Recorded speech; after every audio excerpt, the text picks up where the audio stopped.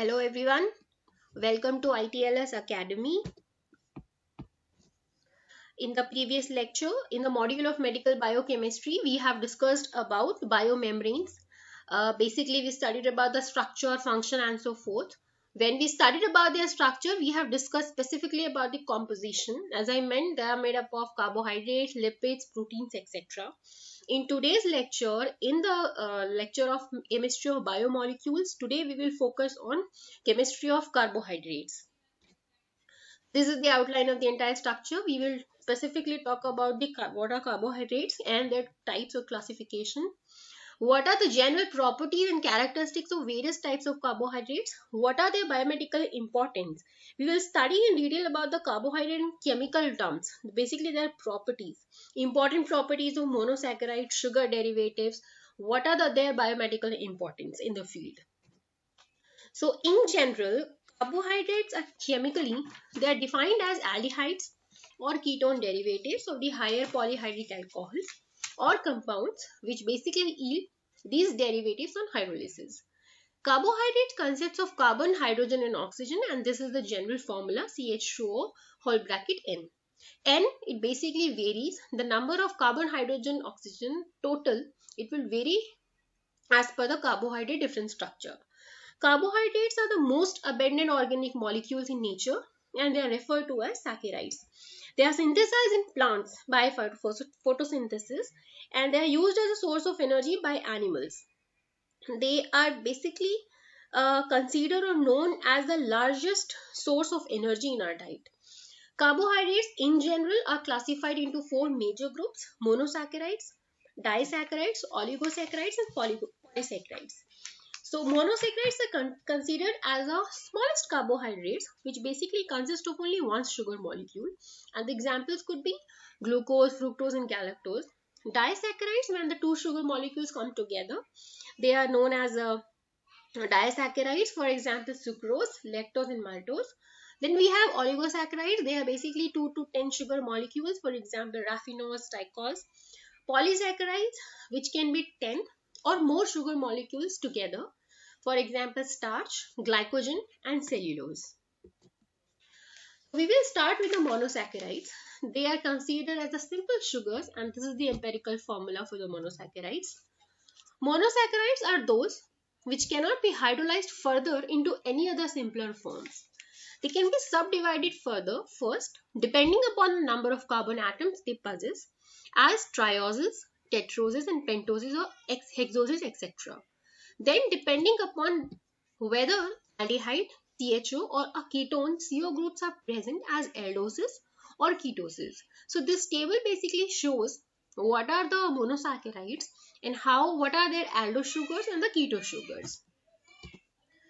Then we have the properties of the monosaccharides. So the first property which is defined here is the iodo compounds. So when an aldose, when you heat it with a concentrated hydroacetic acid, it loses all of its oxygen and it is completely converted into an iodo compound. For example, if you take glucose as a carbohydrate, which is a monosaccharide, it will convert it into iodohexane in the presence of concentrated HI. Since the resulting derivative is a straight chain compound, it is related to the normal hexane only, thereby suggesting there is a lack of any branch chain in the structure of a glucose. So these properties are basically used to define and characterize the sugar molecules or monosaccharides. The another property is the acetylation or the ester formation. The ability to form sugar esters, for example, acetylation with acetyl chloride, which indicates the presence of alcohol groups. Due to the alcoholic group, it can react with anhydrides and chlorides of many organic and inorganic acids like acetic acid, phosphoric acid, sulfuric, benzoic, basically to form esters of corresponding acids. Now the another property is called ozone formation. So this property is very useful, which means it is basically required and it works preparing the crystalline derivatives of the sugars. Because ozones have a different characteristics. So there are like for example the melting point, crystal structures, precipitation time and thus are valuable in sugars identification. So this property is basically used to determine the sugars. And there are three major steps which has been followed in the oxygen reaction. You can see here. So basically what happens is they are obtained by adding a mixture of phenyl hydrazine hydrochloride and sodium acetate to the sugar solution and heating in a boiling water bath for 30 to 45 minutes. Then the solution is basically allowed to cool very slowly, not under the water tap or anything, by itself. Then you will have a formation of crystals. Now the reaction involves only the carbonyl carbon, that is aldehyde or any ketone group, and the next adjacent carbon. It results in the formation of phenyl hydrogen first, and then this phenyl hydrogen reacts with the two additional molecules of the phenyl hydrazine to form further the oxygens. The reaction with ketone is basically similar. So this is the property which is used for the formation of, for the preparing the crystal derivatives. Now there is another property which is called reduction of sugars to form sugar alcohols. The monosaccharides may be reduced to their corresponding alcohols by using a reducing agent called the most well-known reducing agent is sodium amalgam. Similarly, ketoses may also be reduced to form keto alcohol, and these are the list of the examples. Like D-glucose can yield D-sorbitol, D-galactose yields D-dulcitol, D-mannose yields D-mannitol, and keto sugar can, for example, D-fructose, it can yield mannitol and D-sorbitol. What is the most important about this property is that it's its practical application. So what happens in microbiology experiments, sugar alcohols have been used to identify the type of the bacteria, because different bacteria possess different ability to reduce the sugars. So they give a different pattern which can be used to determine which kind of bacteria is exist. Now the another most important property is its action of acids on the carbohydrates. So polysaccharides and the compound carbohydrates in general are hydrolyzed into their constituent monosaccharides by boiling with the dilute mineral acids. For example, H2SO4 or hydrochloric acid. If you look at this reaction here, for example, with the concentrated mineral acids, the monosaccharides are decomposed. Pentose yield the cyclic aldehyde furfural, and the 12% HCl has been found most suitable for this decomposition. Now this furfural can combine further with fluoroglucanol to form a relatively insoluble compound, and furfural fluoroglyceride, which may be used in estimating the furfural formed in the reaction as a measure of pentose present. So the practical application of this reaction or this action of acids on carbohydrate is that it can be used for the quantitative determination of pentoses and compound carbohydrate which contains the pentoses. Now there is one more property is called reducing action of sugars, basically in alkaline solution. So the alkali, so what happens is all the sugars that contain free sugar group, they undergo enolization and various others changes when placed in alkaline solution.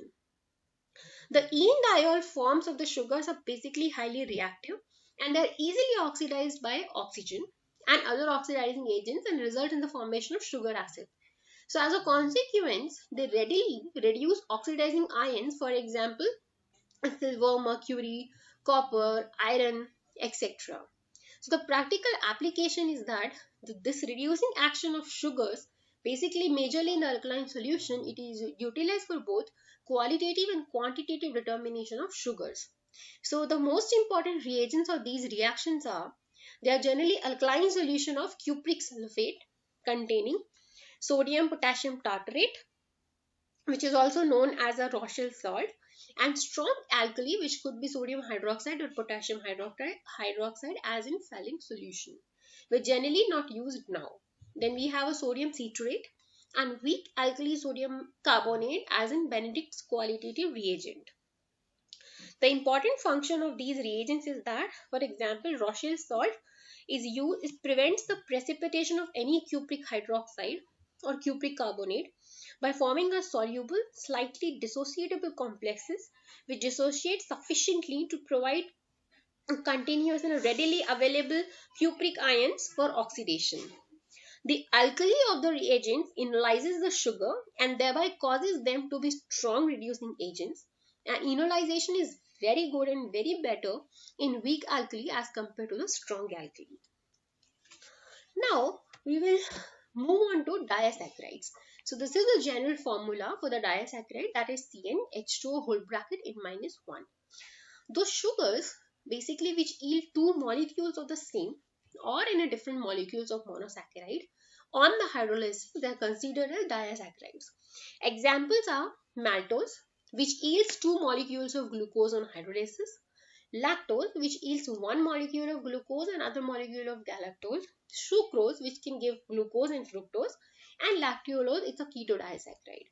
Now we will talk about the oligosaccharide. As I mentioned, these are those sugars which yield 3 to 10 monosaccharide units on hydrolysis. Example, maltodextrose. Then we have polysaccharides, which are also known as commonly glycans. This is the general formula, which is C6H10O5 whole bracket N. Polysaccharides, they are further divided into two groups.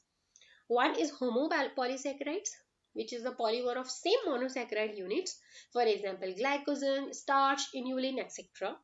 Then we have heteropolysaccharides, which is the polymer of different monosaccharide units or their derivatives, for example mucopolysaccharides.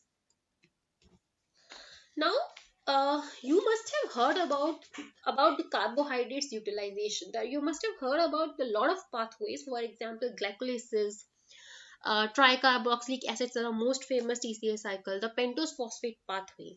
So basically all these pathways are majorly dependent on the carbohydrates. For example, if you look at in this picture, there's a glucose, there's fructose, triose phosphate, there is fumarate. There are a lot of carbohydrates which are present in this in this slide. So basically this slide represents that the carbohydrates are the most abundant and the most important source for these pathways. Now what are the general medical biomedical importance of carbohydrates could be? First, we know that they are a chief source of energy. They basically constituents of compound lipids and conjugated proteins. They basically act in a degradation product as a promoter or catalyst. Certain carbohydrate derivatives are used as drugs like cardiac glycosides, antibiotics. Lactose is a principal sugar of milk. You must have heard that is in lactating mammary gland. Then we have degradation products utilized for synthesis of other substances such as fatty acids, cholesterol, amino acid, etc. We have constituents of mucopolysaccharides which form the ground substance of mesenchymal tissues. Then we have inherited deficiency of certain enzymes in metabolic pathways of different carbohydrates, which can cause disease, for example galactosemia, glycogen storage disease, lactose intolerance, etc. Also, the dearrangement of the glucose metabolism is seen in the most common disease in the world, that is called diabetes mellitus. Now, if we'll talk about the properties of the chemistry of the any kind of carbohydrate, specifically if we will talk about, you must have heard about glucose, which is a chief source of energy molecule. So basically there are different properties of these molecules. So one is called, you must have heard about asymmetric carbon. So this is the carbon atom to which four different atoms or group of atoms are attached, which is said to be asymmetric, which is shown here in this image. Then we have Van 't Hoff's rule of N. So these are the number of possible isomers of any given compound that depends upon the number of asymmetric carbon atoms the molecule possesses. Now, according to this Van 't Hoff rule of N, 2 raised to the power N, it's basically equals the possible number of that particular compound, where N represents the number of asymmetric carbon atoms in a compound. Now, the another property is called stereoisomerism. So what happens is, these are the compounds which are identical in composition, but they differ only in the spatial configuration. That if you look at here, the two such isomers, for example, D-glucose and L-glucose. So they both are the mirror images of each other. So basically, the composition is same. However, they differ in the spatial configuration, that is H and OH position. Now the another is called D series and L series. For example, if you look at here in this above picture, When the OH group on this carbon is on the right side, it belongs to the D series. However, when the same OH group is present on the left, it is called as a member of L series. So these are the another properties of the glucose in reference to the glucose. Now, there's very important property that is called optical activity. So, what happens is, uh, when a beam of a plane, it is basically this uh, property is used to determine the type of carbohydrate. So when a beam of plain polarized light, if you look at in this image, the figure, when a beam of plain polarized light is passed through a solution, which basically exhibits a optical activity, it will be rotated to the right or left in accordance with the type of a compound, that is the optical isomers or enantiomorphs. Oh, now the racemic, which is called when equal amounts of dextro sorry and levorotatory isomers are present, the resulting mixture has no optical activity since the activities of each isomer cancels each other. Now we have a resolution. The separation of these optically active isomers from a racemic mixture is called the resolution. So basically this is the property which is very important with reference to the monosaccharides or any kind of carbohydrates. Now there is another called specific rotation. Specific rotation of a particular molecule is in terms of rotation in degrees, which is observed upon passing the polarized light through a path length of 1 decimeter at a concentration of that particular solution 1 gram per ml.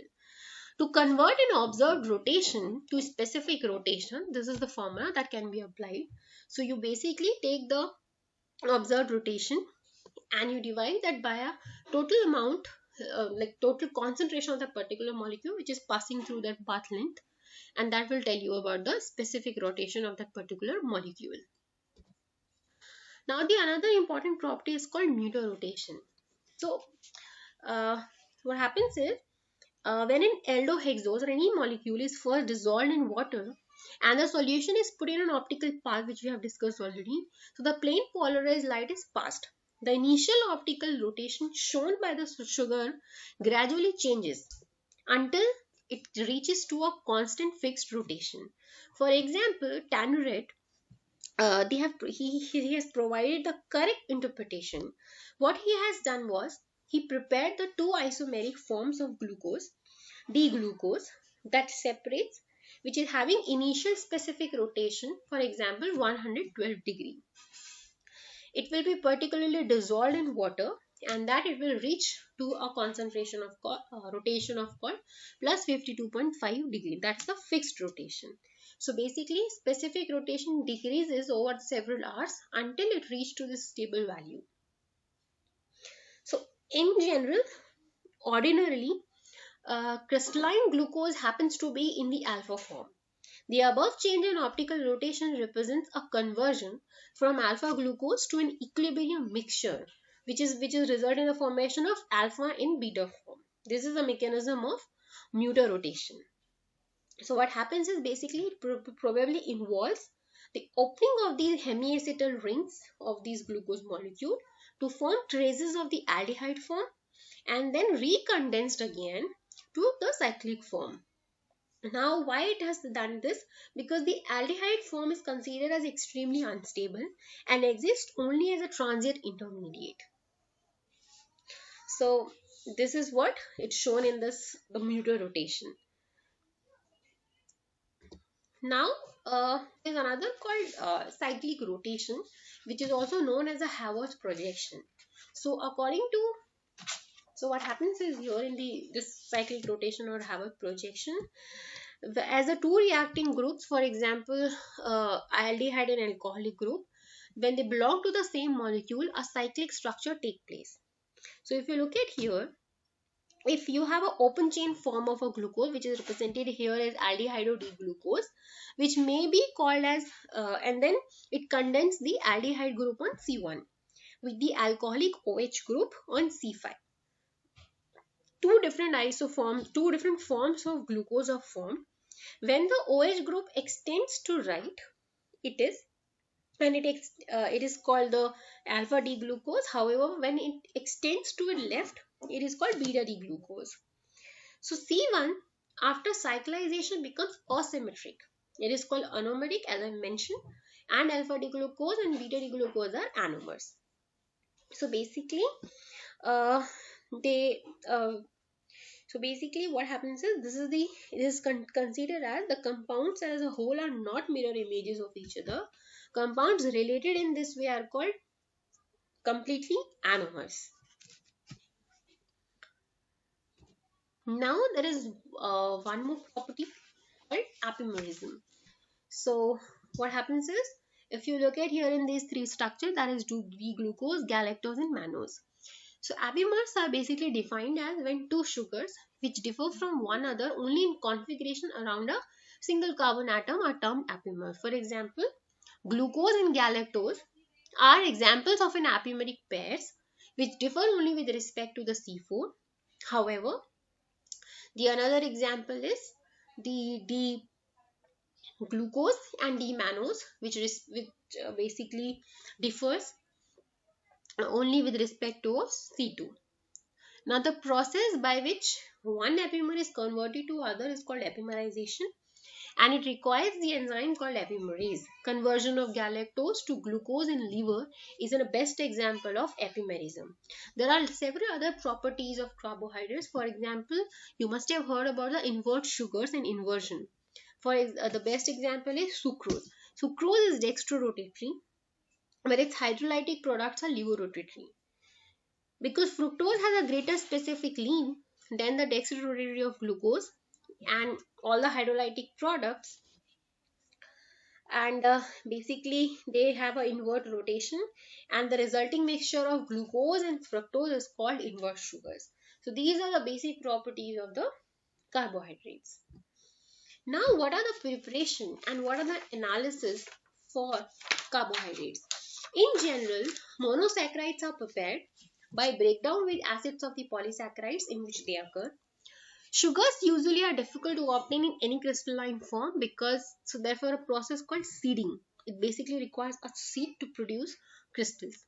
Oligosaccharides and polysaccharides are prepared from natural sources by techniques that take advantage of size, alkaline stability, and other properties of the molecule of interest. Techniques for monosaccharide separation depend to some extent on their chemical and physical properties, which is called chromatographic procedures.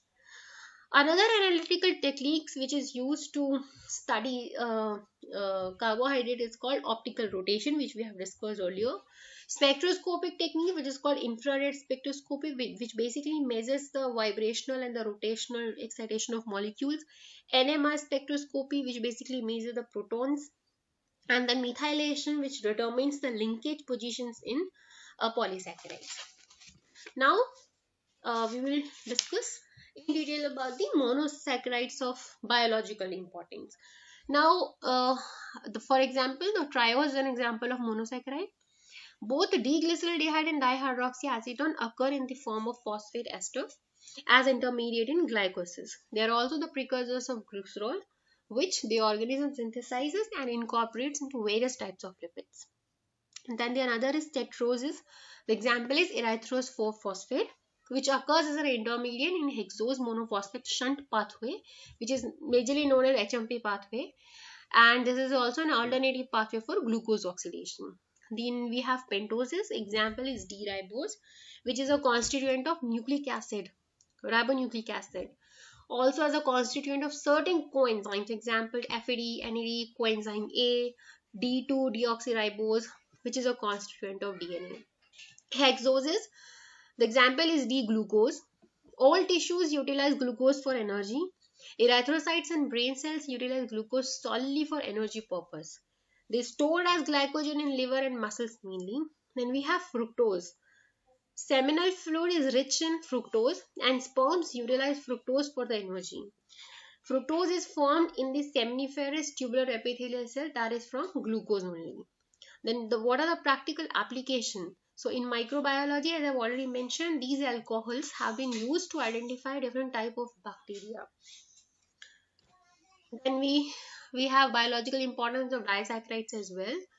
So you must have heard about the lactose, which is in lactating mammary gland.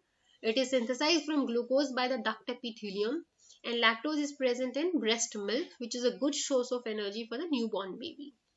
Lactose is fermented by coliform bacilli, which is usually non-pathogenic, and not by typhoid bacilli, which is pathogenic. This test is used to distinguish between two microorganisms. Then we have sucrose. If introduced parenterally, it cannot be utilized, but it can change the osmotic condition of the blood and can causes the flow of water from the tissues into the blood. So clinicians use this sucrose in edema like cerebral edema. Now, oligosaccharides also possess the biomedical importance. For example, many integral membrane proteins or secretory proteins such as coagulation factors and antibodies, they contain oligosaccharide units. They participate in molecular targeting and cell-to-cell recognition. Oligosaccharides units mark the passage of time and determines when the proteins carrying them should be taken out of the circulation. This is the most important properties of the oligosaccharides. Now there are a number of polysaccharides which have a wonderful biological importance. For example, inulin, which is used in physiological investigation to determine the rate of glomerulation filtration. It is also used for estimation of body water volume, which is known as in general ECF. Then another is called cellulose, which is considerable human dietic value, and which adds bulk to the intestinal contents. Thereby, it stimulates the peristalsis and elimination of all the indigestible food residues. Then we have starch hydrolysates, which consists largely of dextrins and maltose, and they are widely used in infant feeding. Then we have dextran, which is used as a plasma expander. So when it is given in cases of the blood loss hemorrhage condition, it basically increases the blood volume because of its high viscosity and the low osmotic pressure, slow disintegration and utilization. So there's a slow elimination from the body, and they remain in the blood for many hours to exert its effect. Now we have agar. So in the microbiology lab, you must have heard about the agar. Agar in humans used as a laxative in constipation. This is the biomedical importance of the polysaccharide. So what happens is, like cellulose, it is not digested. Hence, it adds bulk to the feces in a roughage value and helps in its propulsion. In microbiology, as I mentioned, agar is used in plate to culture your bacteria. Now we have a list of proteoglycans. Proteoglycans are basically the conjugated proteins, and the proteins called core proteins, which are covalently linked to glycosaminoglycans. They basically act as a barrier in tissue. The best example of proteoglycans is hyaluronic acid, which is in tissues act as a cementic substance and contributes to tissue barrier, which permits all the metabolites to pass through but resists penetration by the bacteria. Then we have a lubricants in joints. Again, hyaluronic acid acts as a lubricant and shock absorbent. Role in release of hormone. So the proteoglycans, like again, hyaluronic acid, they are present in storage of secretory granules where they play part in release of the contents of the granules. Then we have a role in cell migration in embryonic tissues. So they basically the hyaluronic acid is present in high concentration in embryonic tissues, and it considered to play an important role in the migration of cells into wound repair also during morphogenesis and wound repair. They play a role in glomerular filtration. They act as an anticoagulant in vivo and in vitro as well. They act as a coenzyme. They play a very important role in the compressibility of cartilages. They have a specific role in the sclera of eye and the corneal transparency. Now there are other small sugar derivatives which possess the other biomedical importance. For example, deoxysugars. So the one is the 2-deoxy-ribose, which is found in nucleic acid. There is one called 6-deoxyalgalactose, which is found as a constituent of glycoproteins, blood group substances, and bacterial polysaccharides. And then we have amino sugars as hexosamines. The certain antibiotics, for example, erythromycin, carbamazepine, they contain amino sugars.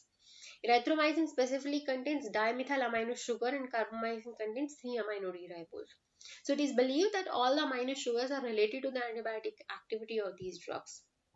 Then we have amino sugar acids. The most important is called neurominic acid.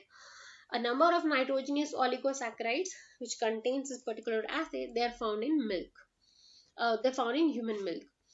Certain bacterial cell walls contain muramic acid. Then we have glycosides. Glycosides are found in many drugs, spices, and in the constituents of animal tissues, and they are widely distributed in plant kingdom. Thank you for this for listening this lecture. You can have a references at the bottom of each slide, which will help you to further enhance the knowledge with respect to the chemistry of carbohydrates in the module of medical biochemistry. Thank you.